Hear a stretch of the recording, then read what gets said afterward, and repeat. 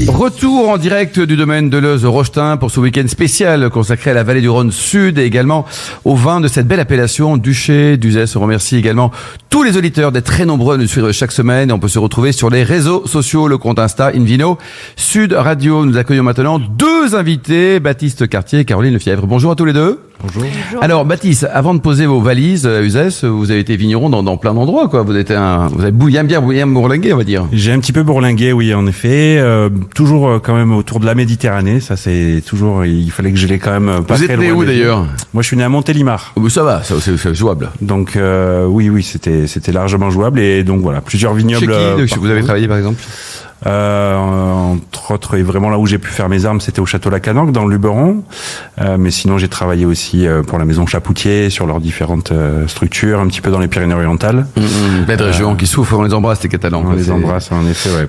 Et alors, racontez-nous, donc, vous avez posé vos valises ici en quelle année? En 2013. Et pourquoi Uzès, là? Vous avez un coup de cœur? Alors, un vrai coup de cœur, c'est vrai, avec ma compagne, un vrai coup de cœur pour Uzès. Quel est son prénom? Héloïse. Héloïse, on vous embrasse. Et oui, un vrai coup de cœur pour la région, parce qu'en fait, on avait une amie aussi, quand on vivait dans le Luberon, qui habitait dans les Cévennes, à Florac, et on s'arrêtait de temps en temps à Uzès pour boire un petit coup de blanc et manger quelques huîtres. Et sans savoir que quelques années après, on y vivrait. Donc voilà, c'est des histoires de vie et de rencontres qui sont assez sympathiques quand même. Et alors Christophe Deldic nous a présenté tout à l'heure le beau domaine qu'il a acquis. Donc vous êtes le vigneron, c'est vous le monsieur, le chef d'orchestre du vin, si je puis dire, quoi. Et comment on peut définir le style des vins de cette maison? Alors moi, comme je le disais à Philippe tout à l'heure, dans la cave, je pense on essaye tous d'instiller un style très pur, de s'épurer en fait de tout artifice, de se rapprocher de plus en plus de la matière. De faire des vins frais, des vins toniques, des vins dynamiques, cristallins sur les blancs, sur les rouges, tenter d'approcher de la pureté, en s'affranchissant de l'utilisation d'intrants évidemment. Voilà, c'est une pratique de manière assez intuitive aussi, proche de la cuisine. Vous avez combien de cuvées au total? Aujourd'hui, on en a une dizaine. C'est beaucoup, non? Christophe Deldic, 10, c'est beaucoup, non? Ou ça correspond vraiment à des vins différents, à des goûts différents, des attentes différentes également? 14 cépages égale beaucoup de possibilités de faire des vins différents. Et donc, vous avez fait Schema Business School, vous avez fait l'école de commerce. Non, et puis c'est aussi donner la possibilité pour ceux qui viennent au caveau déguster d'avoir un choix très large, même si on a des références qui sont très courtes pour certains des... Philippe Forbach, un vigneron, on a 10 références, il n'est pas un peu paumé, le restaurateur, ou le consommateur d'ailleurs, ou alors au contraire, c'est un choix génial en disant qu'il va forcément trouver le vin qui lui convient? Alors on peut prendre ça comme ça. Il y a toujours des références phares. Ouais. Il y a toujours sûrement 2-3 qui fonctionnent et qui représentent l'essentiel du volume. Donc on va retrouver chez les restaurateurs peut-être pas toutes les références, mais certaines références très précises. Après, le consommateur qui vient ici, il a une gamme. Il y a différents types de consommateurs. Il y a des vins, on a goûté des vins sur le fruit, très accessibles, un peu gourmands, d'autres un peu plus de garde. Il y a aussi, il faut pas oublier, des blancs, des rouges et des rosés. Oui, il y a super gamme, quoi. Voilà. Alors vous avez dégusté tout à l'heure avant l'émission à 11h avec modération évidemment. C'est la bonne heure pour déguster. Voilà, il paraît que c'est la meilleure heure parce qu'il y a plus de dentifrice. Qu'est-ce qui se passe à 11h dans notre bouche là? Il se passe aussi dans le corps et dans l'esprit l'appétence qui vient, l'envie de découvrir des choses et puis le palais est frais en fin de matinée. Donc c'est parfait pour déguster. Avec modération. Toujours, absolument. Baptiste, le réchauffement climatique, ça vous ennuie ou c'est une chance pour vous? Qu'est-ce qui se passe ici à Uzès? Il se passe toutes les extrêmes en fait à Uzès. Donc on peut avoir des extrêmes avec des grosses pluies et des fameux épisodes cévenols, ou alors des extrêmes sécheresses. Donc c'est inquiétant, mais c'est en même temps une voie de travail, une voie de recherche, pour se dire comment on continue à cultiver la vigne sans arrosage, parce qu'aujourd'hui aucune des vignes ne sont à l'arrosage. Mais vous n'avez pas le droit, vous voulez pas le faire? Moi, j'aurais plus une conviction à ne pas vouloir le faire. Je pense que la vigne est une plante résiliente et si on commence à arroser la vigne, je pense que on passe sur des vignes qui sont sous perf. J'arrive pas à adhérer à ce Philippe Forbach, vous en pensez quoi? Pour rebondir sur les conditions climatiques particulières, la différence de température entre la nuit et la journée, c'est très intéressant. Parce que les nuits sont fraîches ici.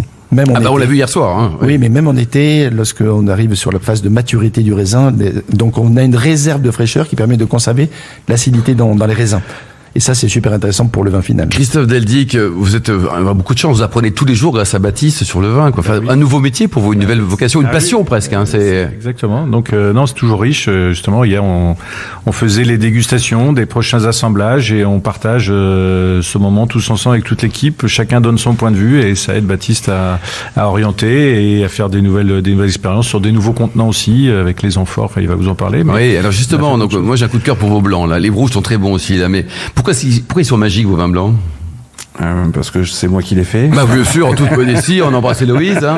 Et alors racontez-nous les amphores, c'est quoi? Ce sont des jarres ou des amphores déjà? Attention, hein, parce alors, que déjà c'est ce que disait Philippe. Au niveau de la matière, on a la chance vraiment d'avoir ces amplitudes thermiques qui nous génèrent dans les raisins des belles concentrations en acidité, qui nous permet de retranscrire en fait cette tonicité et cette fraîcheur dans les blancs, ce qui est un peu la colonne vertébrale aussi pour les grands blancs et les grandes tenues dans le temps. Et forcément, c'est un support aussi pour équilibrer le côté solaire qu'on peut avoir dans le sud. Donc c'est vraiment presque le meilleur en fait de différentes régions viticoles. Le nord pour son acidité. Bon, le paradis du vin en France, c'est à Uzès, c'est exactement. Vous, quoi. Enfin, on a tout dit quoi. Côté distribution, ça va, c'est votre truc ou pas? Ou c'est parce que vous avez plutôt une tête de producteur plutôt que de distributeur, non? J'ai une tête de producteur. Non, oui, moi je l'endosse tout à fait, tout va bien. Mais vous aimez vendre aussi? Mais j'aime vendre aussi. Je pense que de toute façon, c'est dans la continuité. Moi, je fais du vin pour cette notion de partage aussi, et forcément, j'ai besoin d'être nourri aussi des expériences clients, des retours. Quand on déguste avec Philippe, voilà, c'est passionnant parce que vous avez une star. On peut pas avoir des stars tous les jours. On les a pas tous les jours, donc on en profite. Alors on a une autre star avec nous, Caroline. Bonjour Caroline. Bonjour Alain. Alors vous avez créé cette cave avec votre chéri, là, Christophe, qu'on embrasse aussi? Oui, c'est ça. Donc moi, j'étais basée à Laudun. Je travaillais en tant que directrice du syndicat des vins de Laudun, on peut en parler, c'est juste au nord d'Uzès, qui est passé cru donc de la vallée du Rhône. Et Christophe, mon mari, souhaitait entreprendre et ouvrir une cave à vin. Il était commercial sur le secteur de Nice. Dans le vin? Non, pas dans le vin. Et du coup, Uzès a vraiment été l'épicentre pour créer cette cave. Donc 14 juillet 2014, premier client, un dimanche. On les a pas refusés quand même si on s'installait. Et là, donc, ça fait plus de 10 ans, là, ça fonctionne parce qu'on a l'impression qu'il y a pléthore de cavistes, de chocolatiers, des métiers comme ça. Vous arrivez à en vivre, à vous éclater? Bien sûr, oui. Ouais. Donc, le départ s'est fait, donc, avec Christophe en cheville ouvrière pour rencontrer les clients et conseillers. D'accord. Et on a eu un jeune pendant 3 ans et j'ai rejoint l'entreprise à 100% il y a 2 ans. Il y a 2 ans, quoi. Alors, la gamme des vins, donc, vous vendez des vins de toutes les régions. Est-ce qu'il y a une préférence quand même pour les vins de la région, pour vous et pour vos clients? Une préférence, on a quand même une grosse majorité de vins du grand sud de la France, Languedoc, Uzès bien sûr et Vallée du Rhône méridionale. Mais ensuite, c'est vrai que de plus en plus, je pense, le consommateur a envie de consommer les vins du secteur où il se trouve. Donc les duchés d'Uzès sont vraiment mis en avant. Et aujourd'hui, ça paraît peut-être bizarre d'avoir un caviste au pays du vin parce qu'il y a pléthore de vignerons. Il y a combien d'ailleurs d'acteurs et de vignerons sur l'appellation? Alors, sur la récolte 2024, il y a 46 opérateurs, dont 39 caves particulières. Et ce que je voulais aussi peut-être souligner, c'est qu'en 2014, donc un an avant l'accession à l'AOP Duché d'Uzès, il y avait que 5 opérateurs en bio. Ah oui. Et moi, arrivant de la géographie... Donc Deleuze, bien sûr, déjà leader. Voilà, arrivant de la géographie de l'environnement, on avait vraiment cette envie de choisir de l'artisanat et des domaines en bio. Et donc, Deleuze-Rochetin a été tout de suite une des références pour la qualité de ses vins. Alors, les prix des vins, on se dit toujours, c'est moins cher chez le vigneron que c'est plus cher chez le caviste. Est-ce que c'est faux? C'est faux, c'est à prix domaine chez le caviste. En tout cas, pour tous les vins du sud de la France, parce qu'il n'y a pas trop de transport à ajouter. Alors, justement, la gamme de prix qu'on peut trouver, Baptiste, pour votre domaine, Deleuze-Rochetin? La gamme de prix, c'est 12, 22 euros. De 12 à 22 euros. On a quand même, Caroline, un super rapport qualité-prix. On dit pas ça parce qu'on est là, mais franchement, c'est vrai que c'est bien, quoi, non? Ah oui, c'est magnifique. De 15 à 25 euros, on a des super gammes de vins, effectivement, dans l'usage. Il faut augmenter un peu, Christophe, non? Pas maintenant. Si, surtout qu'on a des vieux millésimes. Nous, on se rend compte qu'on vend un millésime 2017 en rouge à 22 euros. Philippe, ça c'est bien parce que les stocks sont portés par Christophe. Il sait ce que c'est que porter les stocks. Absolument. Et c'est pour notre plaisir, en fait, tout simplement. Caroline, on boit moins de vin rouge, c'est ce qu'on dit en ce moment. Est-ce que vous le ressentez, vous, dans votre cave à Uzès? Alors, c'est sûr qu'il y a quand même un engouement sur les blancs. On est dans une appellation où on est bien situé parce qu'on a quasiment, je rehausse un tout petit peu les chiffres annoncés par Philippe, on a quasiment 30% de blancs. Ça a beaucoup augmenté depuis un quart d'heure. C'est la tendance. Voilà, pour le duché d'Uzès. Donc, c'est, voilà, si on prend, je sais pas, les Costières de Nîmes, par exemple, ils ont que 11% de blancs. Donc, on sent vraiment, finalement, l'adéquation situation viticole et encépagement un peu plus blanc.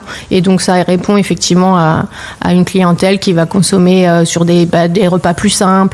Et vous, Philippe, dans votre restaurant, le bistrot du sommelier à Paris, boulevard Haussmann, vous avez également donc une tendance ou pas? C'est une vraie tendance. Ah oui. Des fois, je dis à mon chef, faites-nous un plat s'il vous plaît pour qu'on serve du rouge. Ah oui. Non, parce que c'est vrai qu'avant c'était du rouge tout le temps, et là aujourd'hui, les chefs cuisinent plus végétal, plus frais, plus poisson, etc. Et du coup, c'est un peu plus compliqué de servir des rouges. On peut peut-être jouer sur la température des vins, non, ou pas? On peut jouer sur la température des vins, sur l'âge des vins, sur le carafage, etc. Juste pour revenir, parce qu'on n'a pas beaucoup évoqué, on a évoqué le nombre de cépages, mais moins les cépages eux-mêmes. Donc en blanc, il y a du Viognier. Ouais. Il y a aussi du Grenache, qui est le grand cépage du Sud. Et puis depuis maintenant un an ou deux, il y a aussi de la Roussanne, de la Marsanne. Bon, donc on a une gamme qui est quand même assez complète en tout cas. Merci beaucoup, merci Baptiste Cartier, Caroline Lefièvre, Philippe Forbrac, Christophe Deldic et les millions d'amateurs de vin qui nous écoutent chaque week-end. Un clin d'œil à Emma qui a préparé cette émission. Et merci à Paul également, à moitié d'ailleurs, fin de ce numéro d'Invino Sud Radio.